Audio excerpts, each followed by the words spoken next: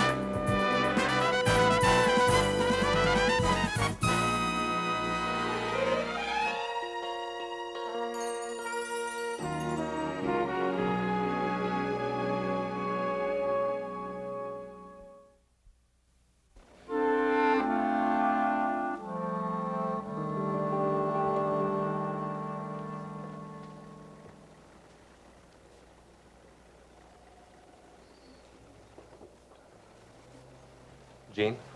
Just a minute, please.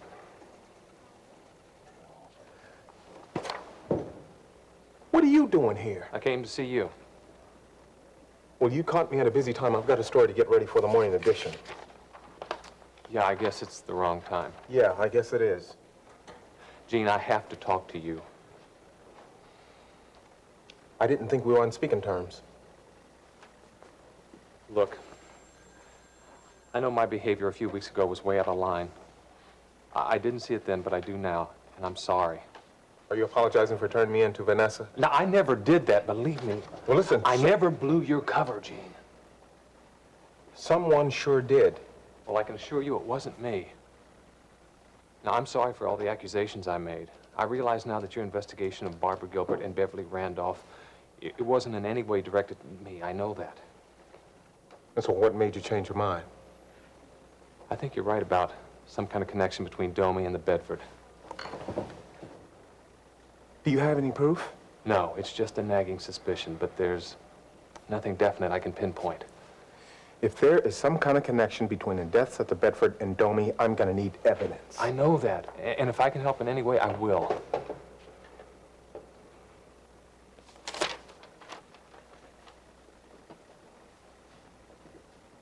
I mean, do you really mean that, Ben?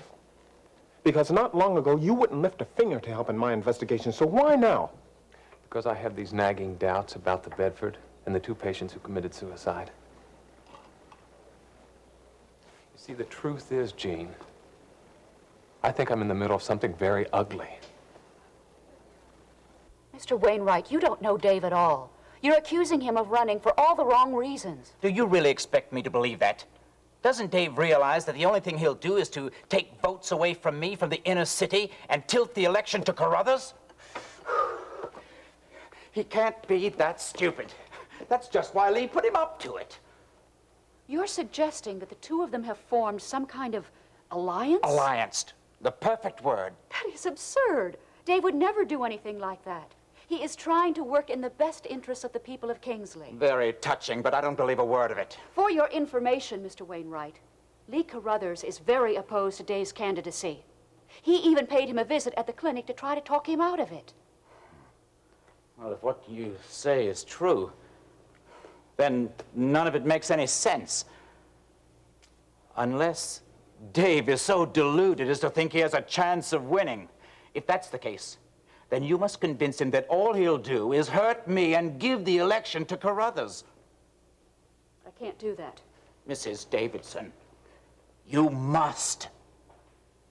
Mr. Wainwright, I've already tried. I agree with you. I don't think that Dave has a chance to win. But it was his decision to make. Miss Stacy. Terry, Mr. Wainwright. We were just talking about your father and his decision to run. So I heard. I'm glad you could come over on such short notice, Lee. Well, I don't do such a thing as a rule, but where you're concerned, I like to make the time. You're always a politician? Always. Please. I wonder if you'll be as amiable after you receive my campaign contribution. That is, if I decide to back you. Why do you say if you decide to back me? Who else could possibly better represent your interests? Certainly not Wainwright. No. But now there is Dave Phillips. You're not serious. He has no chance of winning. You sound very positive. Tell me, how surprised were you when Dave announced that he was running for Congress?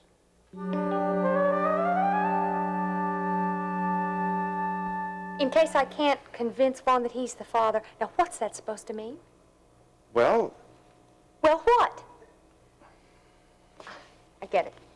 You're hitting so hard on this adoption idea because you think I'm lying, don't you? look, Tina, just let me be your friend. Okay? Friends believe each other. Look, Tina, let me tell you a couple of things about myself, okay? So you can understand where I'm coming from. What good is that gonna... Just hear me out. Now, about a year ago, I was having an affair with a woman named Amber. And things weren't working out, so we broke it off. And I started seeing her sister, Stacy. And we fell in love. And it was beautiful. And then Amber told me that she was pregnant with my child. And that broke Stacy's heart. And mine too. But she used that to come between Stacy and me. And then she went off and had an abortion. And she didn't even tell me. It was like I didn't have any say in whether that child lived or died. And that was one of the worst things that has ever happened to me in my life. And I learned then that there are two kinds of people in this life. Those that give life and those that destroy it. And I decided right then and there that I would never have anything to do with anything like that again. And that's why I want to help you. So that you don't make the same mistakes that I did.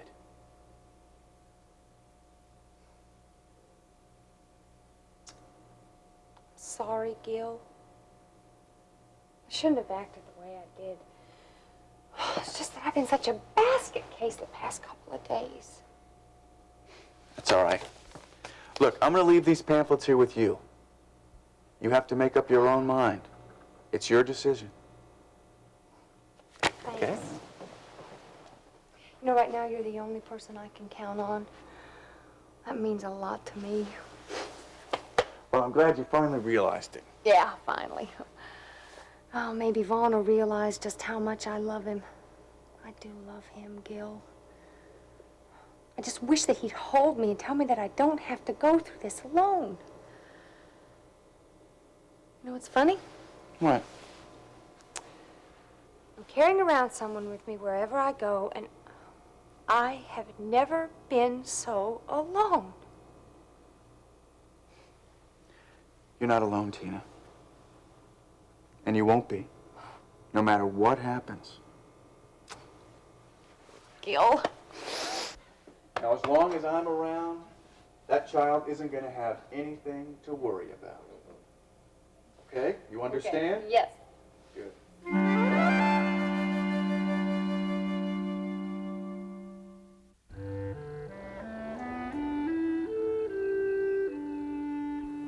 Perhaps you could tell me, why did your father throw his hat into the ring? Because he thinks he's the best man for the job. And so do I. Of all people, I thought you would realize the effect of your father's decision to run.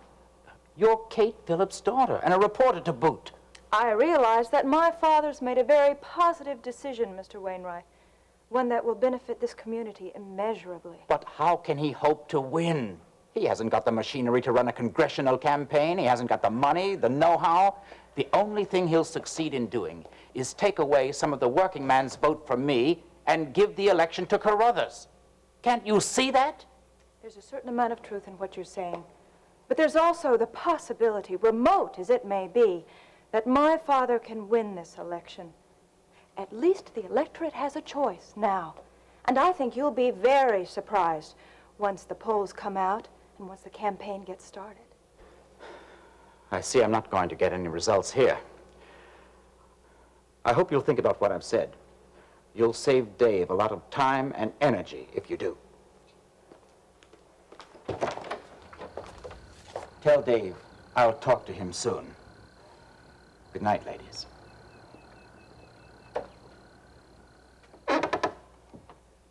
Stacy, can I offer you something? No, I really can't stay. I hope what Mr. Wainwright said didn't upset you. No, what Wainwright said didn't bother me. Wish I could say the same for me. And I wish... What? Never mind, I've got to run. Bye. Bye, Stacy.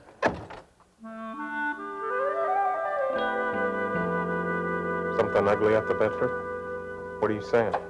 I'm not really sure, but it's more than just a feeling, Gene. There's something wrong. I think I realized it ever since I started working there, but I wouldn't admit it. I didn't want to. But now, if there's something I can do, if I can help in any way, Well, what did you have in mind?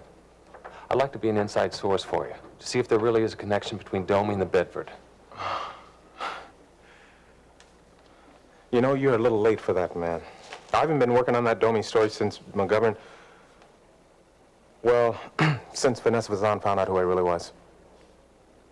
And that's it? You mean the newspaper just dropped the story? Well, you tell me, what did you expect us to do? Well, I was hoping for a new angle or something. I guess I was hoping you'd settle this thing for me. And that's exactly what I tried to do when I started on this Domi story. Look, I know that now, Gene. I'm sorry. Back then, I was oblivious to everything but my own success. I am sorry. Look, apology accepted. All right, thank you. Now, what about my offer? How can I help now?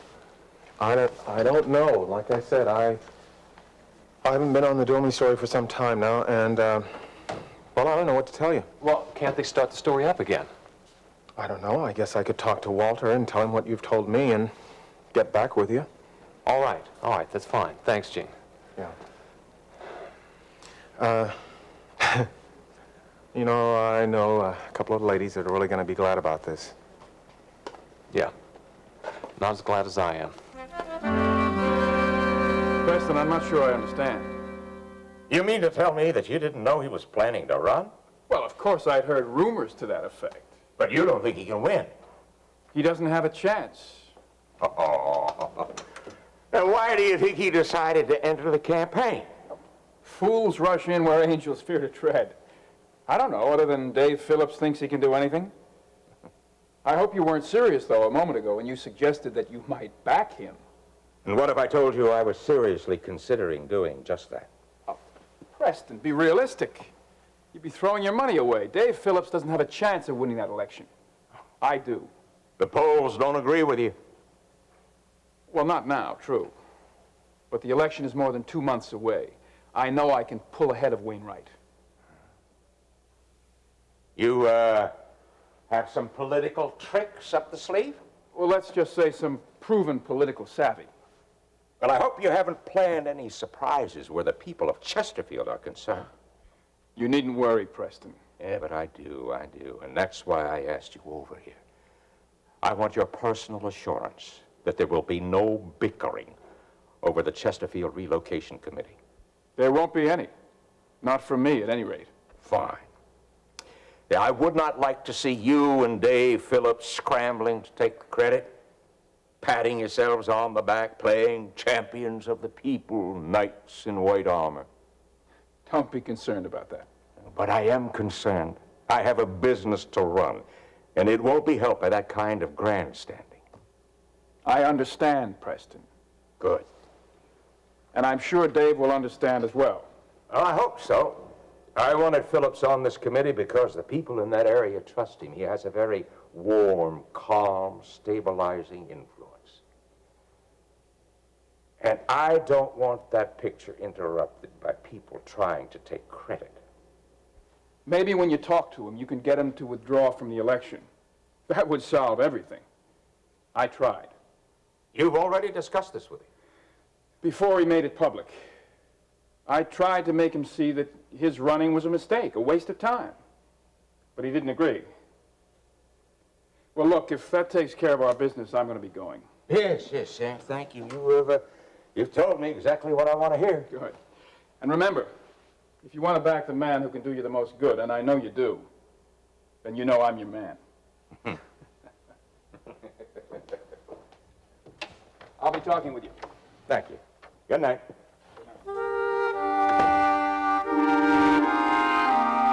But now that you feel better, do you want me to go get you some food? Well, I'll tell you what. There are just a few machines downstairs. I'll just run down and get Oh, some. no way. No more soda pops and candy bars for you. Well, I like them. But you're eating for two now. What about the baby? No more junk food. All right. Made your point. How's this? Over in Hadley Hall, there are a couple of machines. One that serves milk and the other that sells granola bars. That's a little better, but I still think I should go. Push it, Gil. I am a pregnant woman, and I am craving granola bars. Okay, I'll go get them. No, I'll go. I need the air and the exercise. You stay here and bone up on those pamphlets, okay? I'll be right back.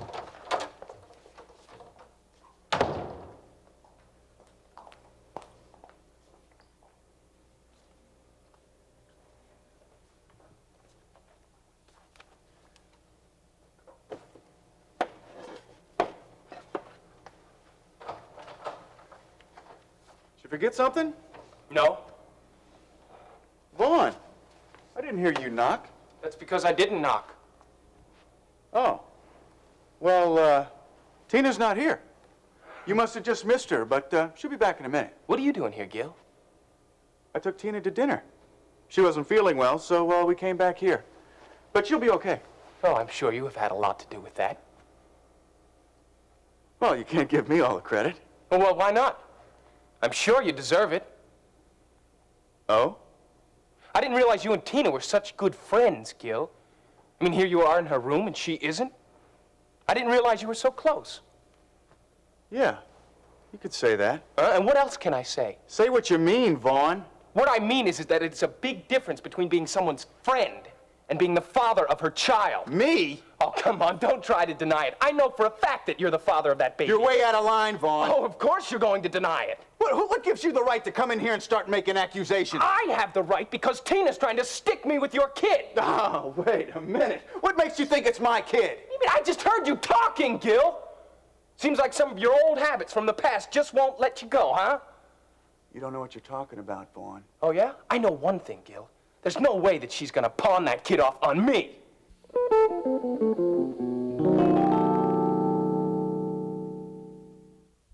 I am not the father of Tina's baby. Right. And what I just heard you tell her was your way of being a good friend. Right. That's right. Well, I don't believe you, Gil, not for a minute. Especially when you have a history of getting women pregnant. I don't have to take this from you, Vaughn. No, you're right, Gil. And Comtrans Express doesn't have to do any business with Prescott Development. We've got a contract. That contract can easily be broken. Try it. You'll find yourself in court so fast you won't know which way is up. Your contract reads, so long as Prescott Development makes due progress, there can be no cancellation. Well, let me tell you, if I catch one of your men having a cigarette on my time, they'll all be sitting around without so much as a nail to pound. Of course, if you're man enough to accept the responsibility of your child, this can all be avoided.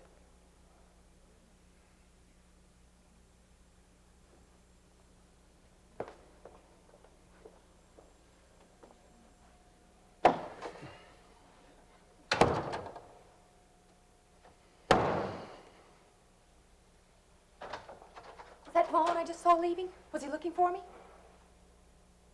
Gil, what's wrong? Gil, what's the matter?